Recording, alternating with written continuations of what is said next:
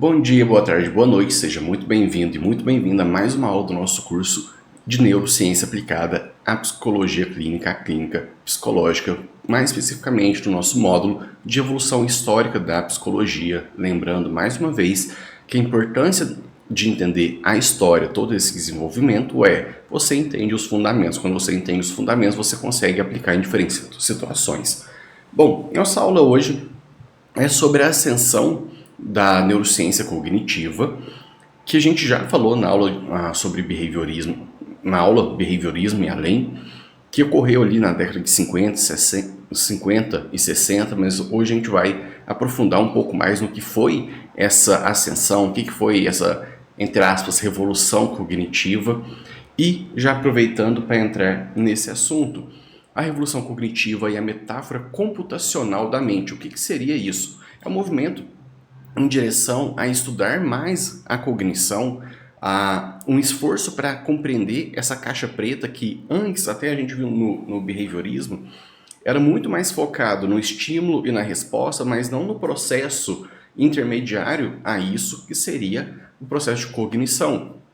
Então, durante a ascensão cognitiva, tivemos também melhorias nas tecnologias, tivemos avanços tecnológicos e começamos a adotar algo que a gente chama de metáfora computacional, que seria entender a mente como um sistema computacional de processamento de informações, que no caso, a nossa mente funcionaria como um computador, que recebe uma informação, codifica ela, armazena, processa e depois recupera. E esse é um novo modelo conceitual para entender os processos mentais. Então, imagine que você está no seu computador, no seu celular, seja onde for, você quer lembrar de um evento que ocorreu dia X. O que você faz? Você entra no arquivo de fotos ou numa pasta que tenha fotos, ou no próprio Instagram, que também vai ter ali armazenado fotos de determinado dia, e abre ela. A sua mente faz a mesma coisa. Agora se lembre do seu aniversário de 10 anos. O seu cérebro também vai fazer esse mesmo processo de entender o comando, no caso do computador ou algo assim, você está clicando em um lugar, ou seja, você tem um estímulo, você tem um comando no seu cérebro. Assim como o seu computador vai procurar aquele arquivo dentro da memória de longo prazo, digamos assim, puxa essa memória, reinterpreta ela, decodifica ela para que ela forme dentro, na sua tela de alguma forma. No caso do cérebro, ela vai se formar na sua memória, você vai lembrar da imagem, enfim, às vezes em movimento, e enfim. Então, essa metáfora computacional foi um esforço de desenvolver modelos computacionais que pudessem representar o funcionamento mental. E esse fenômeno ele acabou facilitando a simulação e a interpretação, o entendimento de fenômenos mentais complexos, como eu falei agora. Eu quero abrir uma foto, como que eu faço?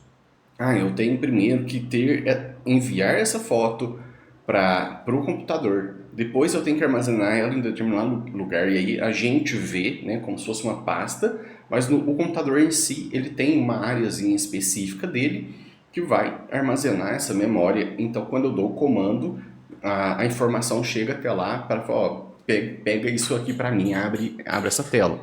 Isso geralmente são códigos binários ou códigos códigos de desenvolvimento de algum programa, enfim, aí já não é tanto a minha praia, entendo mais de série, mas eu, por exemplo, para programar, criar algo nesse sentido, eu sei que dá para usar Python, dá para usar outros programas, mas ainda assim, deixa eu focar no cérebro. Enfim, então a gente consegue, com computadores agora, mesmo computadores à época, década de 50, 60, 70, emular alguns fenômenos mentais complexos, e isso deu insights sobre como se dá a organização e o funcionamento da cognição humana. Além disso, a gente pôde testar algumas hipóteses sobre a natureza desses processos e como se dá esse processamento de informações. Exemplo, eu dei esse exemplo da foto e tudo mais, mas lembra, vamos pensar em algo um pouco mais complexo. Não sei se durante a sua faculdade você, quando foi ver bases do comportamento, algo nesse sentido, ou introdução ao comportamento humano, behaviorismo, não sei o nome da matéria, mas bem lá no começo a gente vai tanto testar alguns ratinhos, mas aí com o tempo houve essa mudança dos ratos para softwares que emulam o comportamento do rato. É exatamente isso que eu estou falando. Durante esse tempo, durante a ascensão da neurociência cognitiva, a gente tinha de fato comportamento humano, a gente tinha um comportamento, no caso dos animais também, falando em relação ao Sniff, que foi o software que eu usava. Eu peguei a transição, né? Peguei tanto o ratinho quanto o Sniff, mas ainda assim o software passou a ter a capacidade de simular alguns comportamentos. Então, no caso do Sniff, se eu colocar tantas bolotinhas em tanto tempo, em quanto tempo ele vai adquirir um comportamento, em quanto tempo ele vai extinguir um comportamento, qual tipo de reforço, no caso intermitente, vai aumentar a probabilidade daquele comportamento ser reproduzido ao longo do tempo, enfim. Então, nós tivemos, a partir dessa metáfora do computador, essa metáfora computacional, a possibilidade de não necessariamente ter que ficar fazendo testes em vivo. Né? A gente pôde fazer simulações e, a partir dos resultados das simulações, passar para testes em seres humanos de fato. E essa revolução cognitiva, ela acabou promovendo também o desenvolvimento da inteligência artificial. A gente pôde entender melhor a linguística, a filosofia da mente e educação. Então ela vai ter aplicações em várias áreas. Exemplo da própria inteligência artificial. Eu vou abrir o meu aqui para poder mostrar como funciona uma inteligência artificial e como ela é muito parecida com o processo cognitivo que nós temos. Então, a gente está falando sobre revolução cognitiva, então, né, sobre cérebro.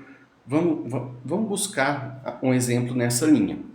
Então, a primeira coisa que eu quero falar aqui, córtex pré-frontal. Você vai ter várias imagens, vários conceitos, assim como o ChatGPT também tem. Se eu falar simplesmente córtex pré-frontal,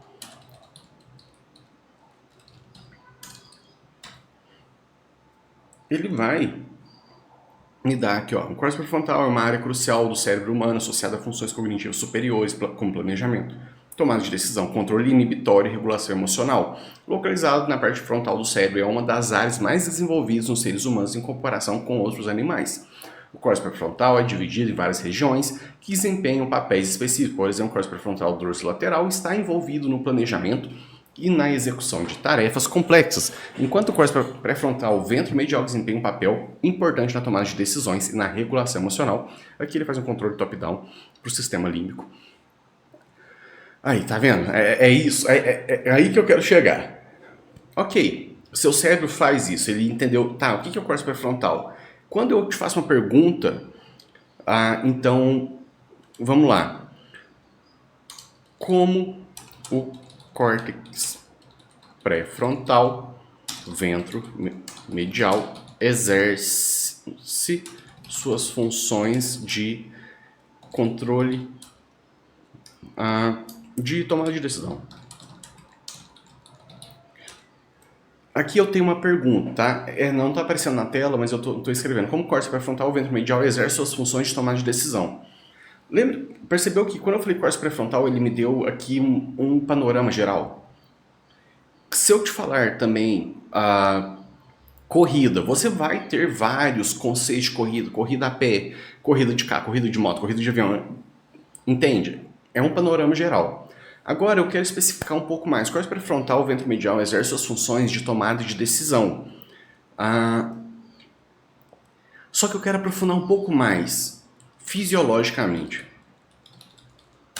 Então percebe que eu delimitei ainda mais o que eu quero? O córtex pré-frontal, o ventromedial, desempenha um papel crucial na tomada de decisão, especialmente em situações que envolvem a avaliação de recompensas e punições e na regulação emocional associada a essas decisões. Fisiologicamente, várias estruturas e processos estão envolvidos nesse processo. Conexões neurais. O córtex pré-frontal, o ventromedial, está intimamente conectado com outras regiões do cérebro envolvidas na avaliação de recompensas e punições, como o núcleo accumbens, a amígdala e o córtex cingulado anterior. Essas conexões fornecem informações sobre o valor emocional das opções de escolha. Avaliação de consequência. O córtex pré-frontal ventromedial ajuda na avaliação de consequências de diferentes opções disponíveis e se envolve a atribuição de valor emocional às escolhas potenciais, ajudando o cérebro a determinar qual função, regulação emocional, integração de informações. Então ele recebe informações de várias áreas do cérebro e fala, tá, isso aqui. Então se eu colocar a mão no fogo não vai ser bom, enfim, é isso que ele acaba fazendo. E faltou aqui que ele vai fazer o quê? Ele vai fazer um controle top-down, enviar sinais de volta a essas regiões, falar, comportamento de pôr a mão no fogo, você corta, não faz, não aciona o sistema motor para ter essa ação. Já levantar para pegar um chocolate, isso vai ser bom, isso vai ser gostoso, vai liberar dopamina. Então, ele meio que deixa solto, deixa correr esse processo ali de ativação também do sistema motor. O que eu estou mostrando para você aqui? O seu cérebro vai agir dessa mesma forma. Ele vai te dar um conceito geral. Então, até por isso é tão importante que a gente faça boas perguntas, né? Quando a pergunta ela é bem elaborada, ela define bem o que você está buscando, o seu cérebro, no primeiro momento, quando fala uma determinada palavra, de fato, ele vai abrir 1 milhão de possibilidades. Depois ele vai refinando toda essa procura de forma que você consiga chegar na resposta correta. E aí nós, enquanto profissionais da saúde mental, enquanto psicólogos, o nosso trabalho muitas vezes é identificar se essas informações armazenadas elas não estão distorcidas ou disfuncionais. Então, o nosso paciente ele vai ter todo esse processo dentro do seu cérebro de pegar vários conceitos, entender e definir qual a melhor escolha, qual o melhor comportamento a ser adotado frente a determinada situação. Só que aqui o ChatGPT ele tem acesso a muitas informações, eu diria na casa dos milhões de informações para chegar nessas probabilidades de respostas corretas. Inclusive, se eu colocar aqui, ó, Bear Response, ele começa a entender. Opa, tô errado, não é por aqui que eu vou. Se eu mantenho, né, não tenho joinha mais nessa versão, mas se eu mantenho é porque ele está correto, então ele vai reforçando, ele reforça, é muito louco isso. É muito parecido com o cérebro. Ele reforça que essa resposta está correta, logo ele pode dar ela mais vezes. Caso outra pessoa que também tenha acesso à rede do ChatGPT faça uma pergunta sobre o córtex pré-frontal, como houveram poucas ou nenhum apontamento de que está errado, ele mantém. Se estiver errado, ele pergunta o que, né? Vou só fazer o teste aqui. Então, ó, eu vou falar o porquê que eu não gostei, o que está de errado nessa resposta. Mas enfim, só para poder explicar e a gente poder voltar aqui de como os avanços tecnológicos permitiram que a gente entendesse como se dá o funcionamento de uma rede neural. Inclusive, vou voltar para o ChatGPT. Explique o que é a lei de Hebb, que também faz sentido. É um princípio fundamental em neurociência que afirma que células que disparam juntas se ligam juntas. Essa regra foi proposta pelo psicólogo canadense Donald Hebb em 1949, em seu livro The Organization of Behavior. A essência dessa lei é que, quando o neurônio A participa repetidamente na ativação de outro neurônio B, a eficácia da conexão entre esses dois neurônios é fortalecida. A gente está falando aqui de um potencial de longa duração, de uma potenciação de longa duração, ou LTP. Em termos mais simples, se a célula nervosa é ativada repetidamente ao mesmo tempo que outra célula, a conexão entre elas é fortalecida. Isso significa que, se dois neurônios estão envolvidos em uma atividade simultânea ou sequencial com frequência suficiente, a eficácia da transmissão de sinais entre elas aumenta. Essa lei fornece uma base teórica para a compreensão do aprendizado e da memória no cérebro. Ela é frequentemente resumida pela frase: neurônios que disparam juntos se ligam juntos. Perfeito! Então, a gente entende que o nosso cérebro funciona assim. Agora, vou pedir para o ChatGPT, agora aplique esse conceito às redes neurais de inteligências artificiais. Escrevi artificiais, mas tudo bem, não tem problema. Até isso, ele sabe que está errado, né? A palavra está errada, mas dentro do contexto ele pega todas essas palavras e entende o que é, então tá tudo bem. Nas redes neurais artificiais, a lei de Hebb é aplicada de uma forma um pouco diferente, mas o conceito fundamental permanece o mesmo. A conexão entre unidades, ou seja, neurônios artificiais, é fortalecida com base na atividade conjunta. Em redes neurais artificiais, o equivalente à ativação simultânea de neurônios são os padrões de entrada e saída. Entrada é a informação que eu coloco, é o comando que eu dou, e saída é o estímulo. E a saída é a resposta. Vamos lá. Se determinadas entradas estão frequentemente associadas a determinadas saídas desejadas, a conexão entre os neurônios que representam essas entradas e saídas será fortalecida ao longo do tempo. Tem um canal no YouTube que é um programador que cria várias simulações de joguinhos, digamos assim, e que ele vai mostrando como é essa fase de aprendizado das inteligências artificiais, porque ele dá, de fato, o primeiro comando, né? Ele coloca o primeiro comando, eu quero que isso aconteça, e a resposta correta ele já deixa programar, ó, preciso que você chegue em tal resultado. E aí, tem um vídeo dele lançando um foguetinho, o foguetinho tem que sair e voltar igual da SpaceX e pousar certinho em cima de um barco, salvo engano. Dentro desse processo, funciona exatamente como uma mente. Ele vai testar e vai jogar para um lado, vai jogar para o outro, até que ele começa a perceber qual é o padrão correto de força, de ângulo, tudo isso que um ser humano faz. Então imagine você está jogando uma bola, né, pensa aí em handball aqui, você precisa acertar o gol. Quando você é criança, você não tem muita coordenação e tudo mais, você vai jogar totalmente torto, totalmente errado, não vai ter uma posição de pé, giro de quadril, enfim. Tudo isso são entradas, são informações, são neurônios que estão disparando, só que meio desajustados. Quanto mais você repete isso, quanto mais você tem aquele comportamento e vai ajustando, os neurônios eles vão entrando em uma sincronia, vão se ligando, vários neurônios de várias áreas, a gente está falando neurônios do cerebelo, neurônios do córtex motor, do córtex visual, enfim. Até o próprio sistema parasimpático, enfim, tudo isso vai ter ali o seu funcionamento organizado. Quanto mais você faz, mais isso se organiza para que você então acerte o gol. Mas eu preciso acertar com mais força porque o goleiro é bom. Então você precisa de ter muito mais treino, fazer muito mais vezes, aumentar a massa muscular, enfim.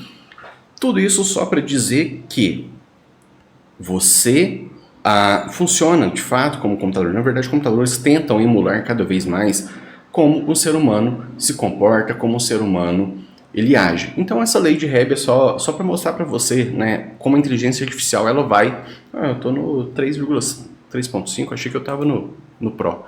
Mas enfim,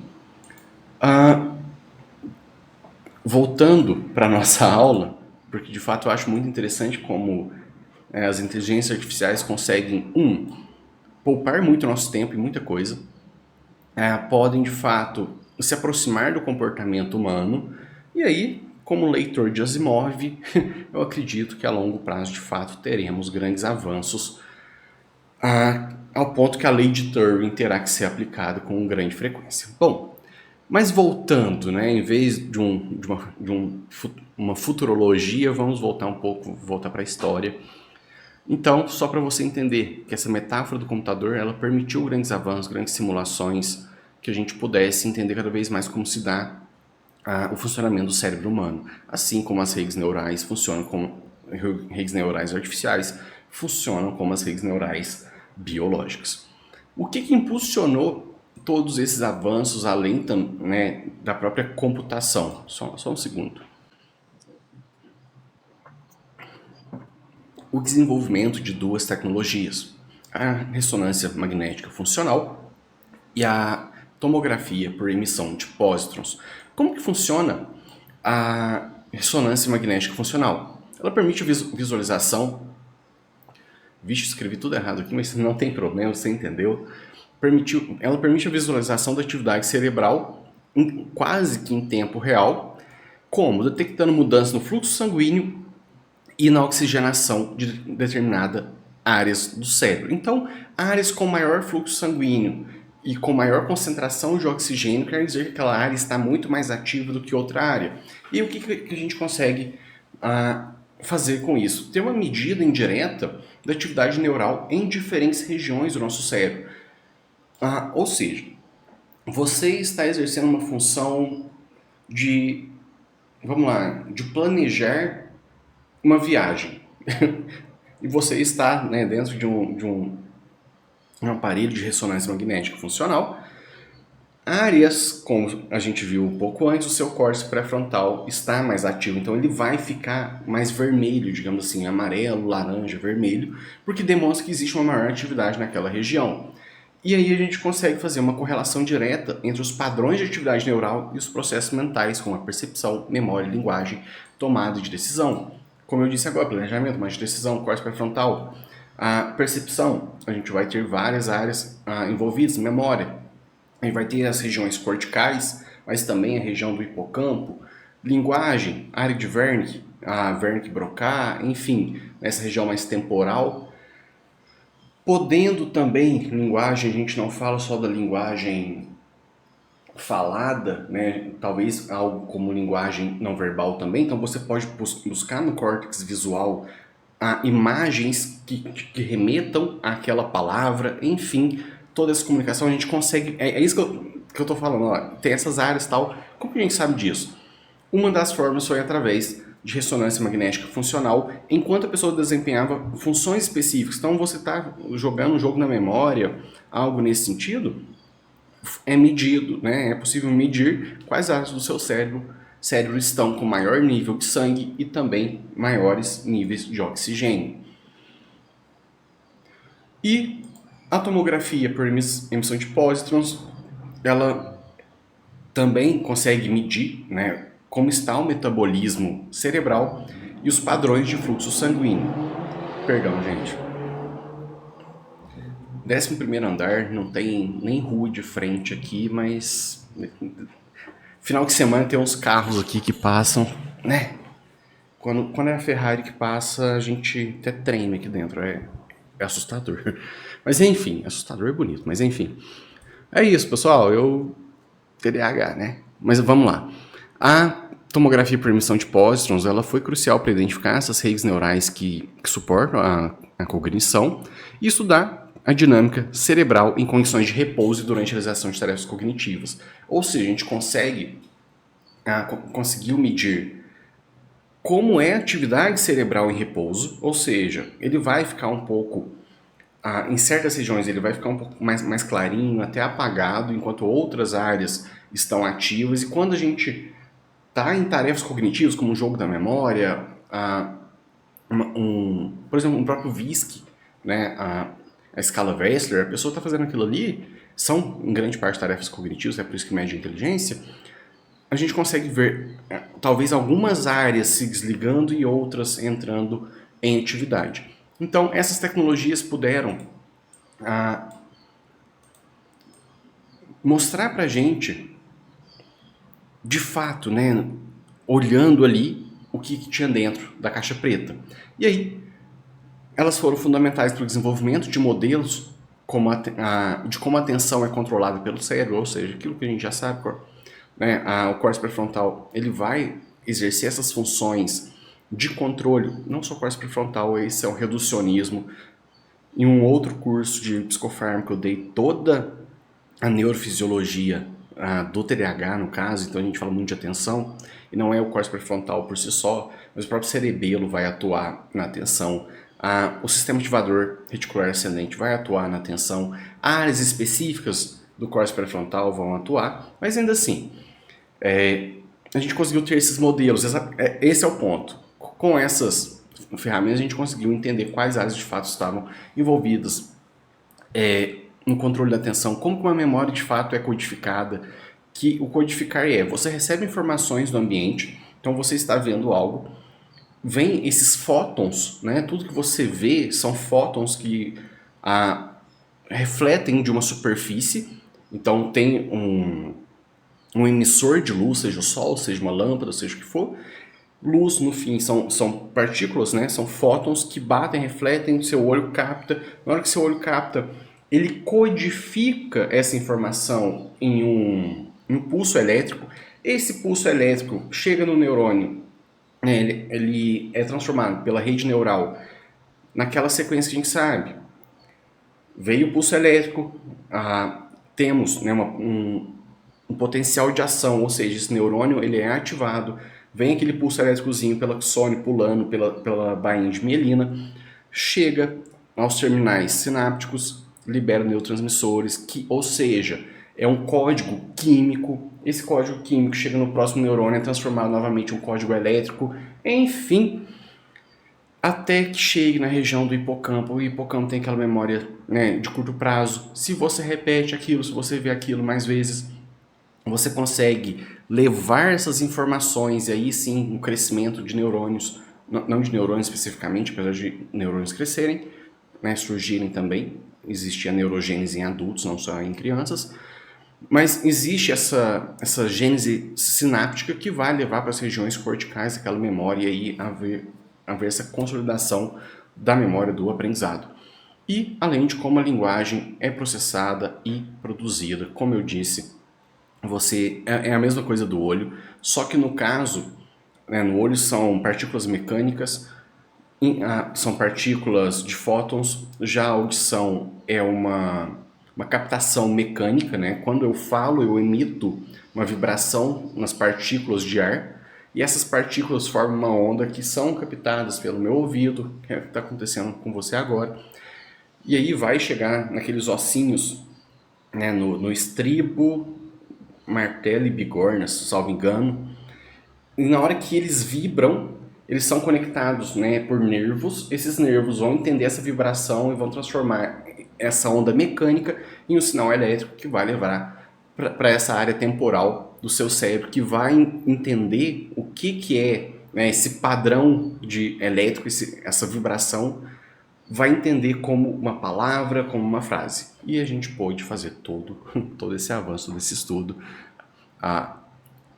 impulsionados por essas tecnologias. Então a fusão da psicologia a cognitiva com a neurociência, ela promove uma abordagem mais integrada e multidisciplinar para o estudo da mente, estimulando colaborações entre psicólogos, neurocientistas, médicos e cientistas da computação. É muito interessante falar isso. Infelizmente, no Brasil, a psicologia ainda é tida como uma segunda categoria. Quantas vezes eu já ouvi, eu acho que você já ouviu, que psicólogo é o psiquiatra frustrado, não conseguiu passar medicina. Não é, nossa função é outra, o nosso trabalho é diferente. O nosso trabalho, a meu ver, deveria ser muito mais ligado à neurociência, entender todo esse processo que a gente tem conversado aqui, inclusive entender de medicação. A gente pode não passar medicação, pode não receitar, não importa, seu paciente toma, você tem que saber, e a gente vai aprender muito sobre isso durante todo o curso. Mas a gente tem que entender que somos partes, digamos assim, de um todo, que é o entendimento do comportamento humano. Então, no fim da história, estamos aqui para resolver problemas, analisar situações, dar soluções. E, bom, toda essa fusão, né, da neurociência, é interessante que quando a gente vai estudar de fato a neurociência, seja no mestrado, seja no doutorado, você vai ter colegas ali da educação física, da nutrição, da psicologia, da medicina, da biologia, às vezes da história, e também o pessoal, né, da ciência da computação. Eu acho maravilhoso isso, aí se torna um outro mundo, essa integração de conhecimentos. Mas, para focar, toda essa integração levou a avanços significativos na compreensão dos distúrbios neurológicos e psiquiátricos, melhoria nas estratégias de diagnóstico e tratamento e abertura de novas avenidas para a pesquisa translacional que visa aplicar descobertas da pesquisa básica à prática clínica, e é exatamente o que a gente faz aqui. Eu não sou mestre, eu não sou doutor, eu não tenho a mínima vontade, eu sou um divulgador científico e professor, são coisas diferentes. E é o que eu faço aqui, é buscar essas descobertas científicas, neurocientíficas, o que há de mais novo, de mais importante, o que há de padrão ouro, para aplicarmos na prática, no dia a dia, lá no final da ponta, direto com o nosso cliente, com o nosso paciente, resolvendo os problemas na prática. E quando eu falo na prática, não que pessoas que façam mestrado, doutorado não tenham sua importância, essas pesquisas são fundamentais. Somos todos elos de uma mesma cadeia, de um mesmo intuito. É o que eu falei, seja médico, seja psicólogo, seja nutricionista, seja pesquisador, seja você psicólogo que está ali na ponta, direto com o seu paciente. No fim de tudo, somos todas pessoas que querem entender o comportamento humano, explicar o comportamento humano e então fazer algo útil com isso, mudar a vida de 1, 2, 1000, milhares, dezenas de milhares ou milhões de pessoas. Enfim, essa aula de hoje, de fato, é um pouco mais curta, foi só para trazer essa parte realmente da ascensão da neurociência cognitiva, já que a nossa próxima aula vai ser sobre neurociência social. Então, como todo esse conhecimento neurocientífico pode ser usado para explicar também comportamentos sociais, porque a gente está falando, até o momento, de comportamentos individuais. Só que a sociedade, o contexto, a história, e aí eu falo história, não só a história da pessoa, mas a história da humanidade também vai impactar como nós nos comportamos e como nós respondemos ao contexto, como ele nos molda e como podemos moldar o contexto em que estamos inseridos. Então, por hoje é isso. Muito obrigado. Mais uma vez, tenha um bom dia, uma boa tarde, uma boa noite. A gente se vê na próxima aula. Tchau!